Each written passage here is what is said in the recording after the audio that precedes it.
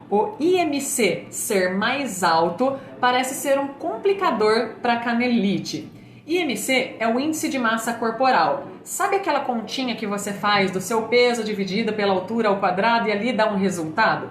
Esse é o tipo de cálculo que a gente faz para saber, um cálculo geral que a gente faz para saber se a pessoa está com sobrepeso, obesidade ou alguma coisa assim. Ter esse índice alto quer dizer que você está provavelmente em condição de sobrepeso e obesidade.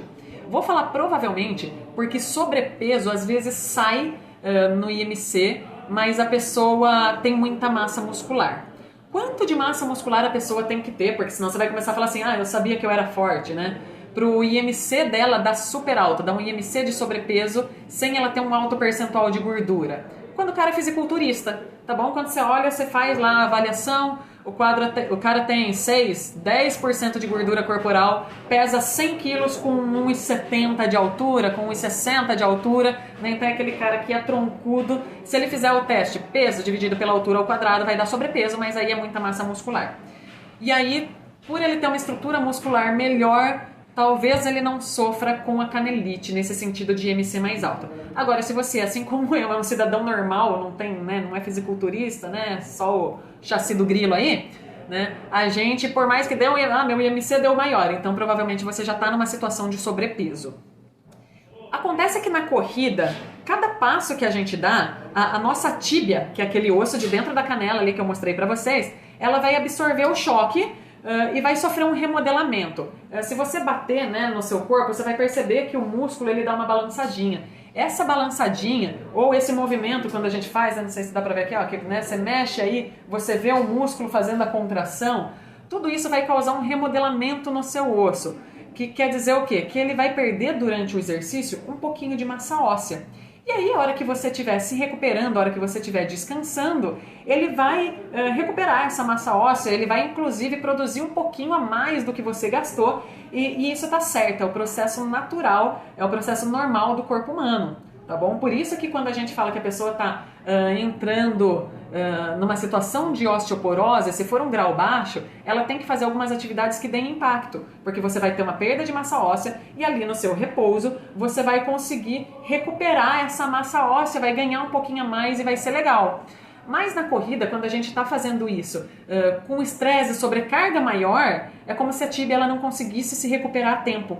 É como se o osso ele fosse sofrendo essas microlesões, tá? Ele fosse perdendo essa massa óssea e ali no seu descanso ele não tem tempo, ele não consegue se adaptar para recuperar tudo completamente.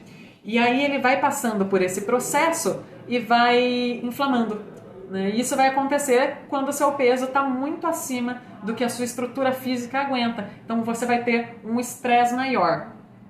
Isso quer dizer que uma pessoa que é obesa ou tem sobrepeso não pode correr? Não. Tá bom? Uma pessoa que é obesa ou que tem sobrepeso, ela pode correr independente disso, mas tem que aumentar a carga, tem que aumentar a intensidade, o volume do treino de forma gradativa, né? Para a tíbia ir acostumando, para a sua estrutura ela ir se adaptando, porque a hora que ela se adaptar, ela vai conseguir fazer essa recuperação do osso de forma mais eficiente. Tá bom? Aliás, se você começou a correr agora ou se você está mudando a sua planilha de corrida, né? Se você teve uma alteração lá na sua planilha em que você aumentou muito o volume ou muita intensidade do seu treino, volume, a distância, intensidade, pace, tá bom? Então, se você aumentou muito a distância que você está correndo ou se você baixou muito o pace, você pode estar começando a sentir a dorzinha na canela. Tá? Porque isso de fazer as coisas de forma gradativa serve também para quem já está em treinamento. Às vezes você tem uma organização ruim do seu treino, foi feita uma periodização ali que já ia, que já exigia de você esse aumento e foi muito para o que a sua estrutura tá conseguindo fazer, a sua estrutura física, a sua estrutura óssea e muscular está fazendo.